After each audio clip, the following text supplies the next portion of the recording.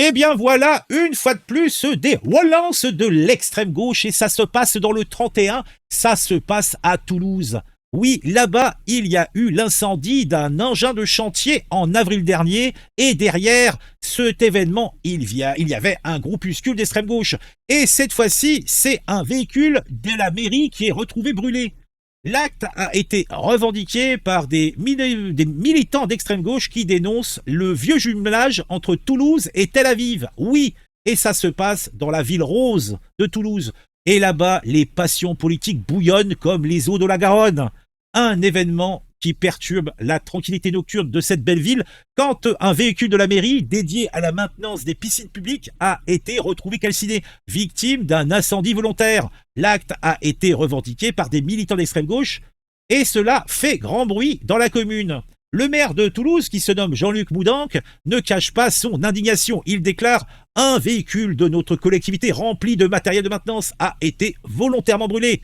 Et là, il déclare ça sur les réseaux sociaux. C'est une attaque contre les conditions de travail de nos agents et contre le service public rendu aux Toulousains. Ce sont des milliers d'euros qui partent en fumée, oui. Et le coût du remplacement du véhicule pèsera lourdement sur la collectivité. Mais pourquoi cet acte de vandalisme? Les militants de gauche, via le site anarcho-libertaire IAATA, revendiquent l'incendie en protestation contre le jumelage de Toulouse avec Tel Aviv. Une alliance qui dure depuis 1962, mais qui ulcère les défenseurs de la cause palestinienne.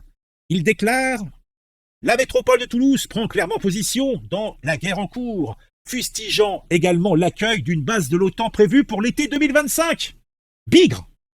Le maire, Jean-Luc Moudenc, n'a pas manqué de réagir. Encore un saccage revendiqué par l'extrême gauche. Il rappelle l'incendie d'une foreuse sur un chantier du métro quelques mois plus tôt. Des méthodes violentes et destructrices qui sont insupportables.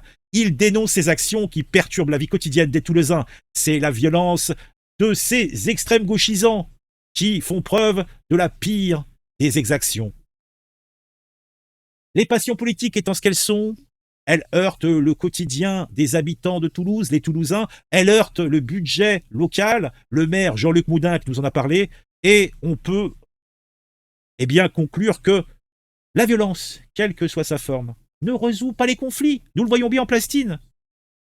La violence est un recours de faiblesse.